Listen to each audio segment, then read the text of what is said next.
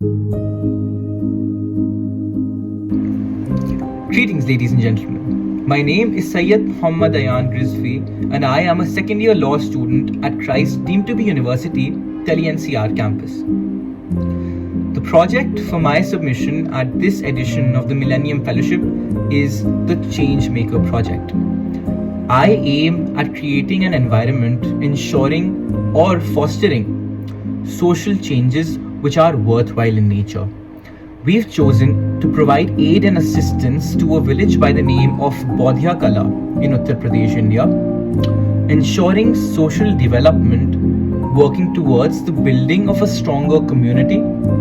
Second, working towards economic development through empowering the local entrepreneurs.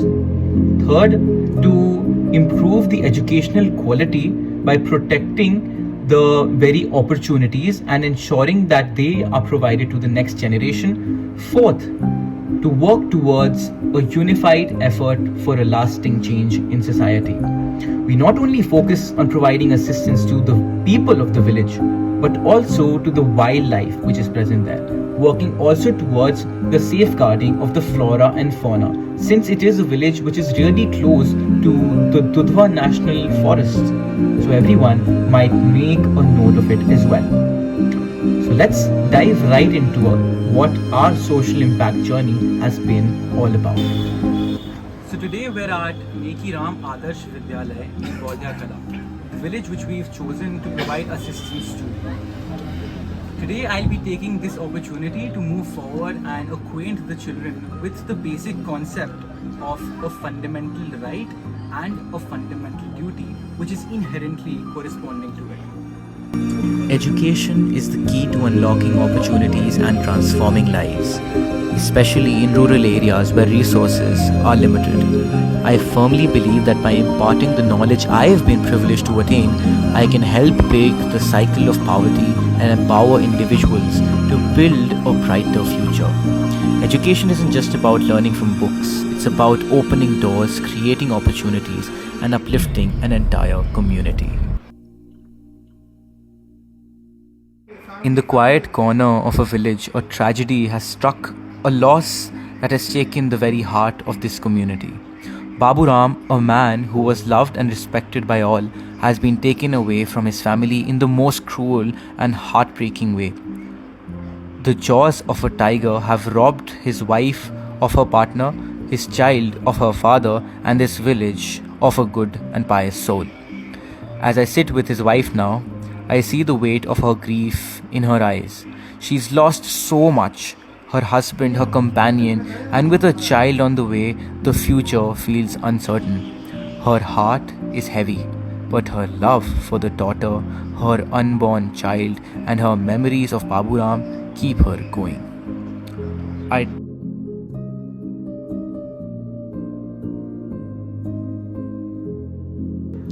We have taken this as our responsibility to provide assistance and aid to the entire family and to the wife who is at this point in time pregnant and who requires most nutrition and aid, which is why we require most aid and assistance in our venture as well. In a village which is as miserable as this one, we can clearly see that the lives of people are highly dependent on the very basic concept of there not being any sort of provision of aid to them from the end of various public policies which have been formulated for themselves only. Which is why today we have taken the baton in order to provide assistance to this particular village. And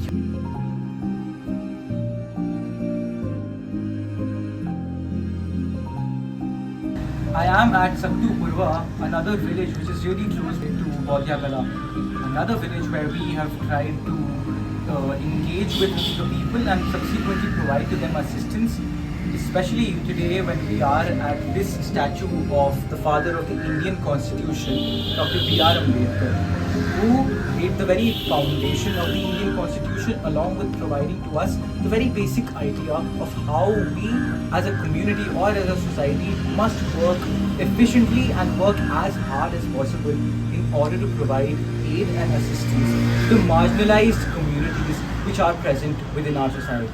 keeping this spirit highlighted by this individual, this esteemed individual himself, is something which I would like to move forward.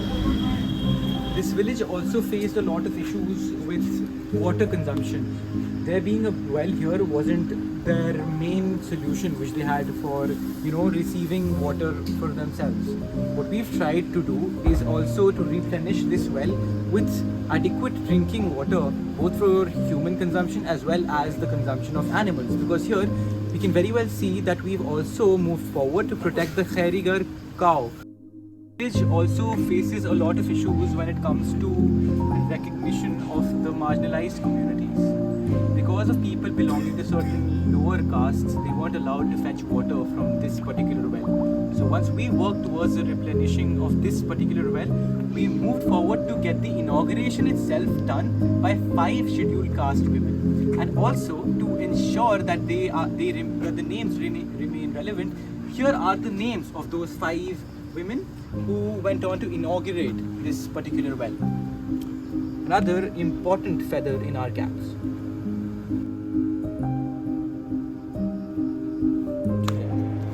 Thank you so much to the audience for your kind attention. At this moment, it is imperative for me to mention that we must take the first step today, knowing that by working on all fronts, social, economic, educational and environmental, we can surely create an environment for not only this village but for our entire nation that thrives for the generations to come. For that, we require collaboration, and that is the very reason why events such as this, which the United Nations has hosted so efficiently, need to be organized more often.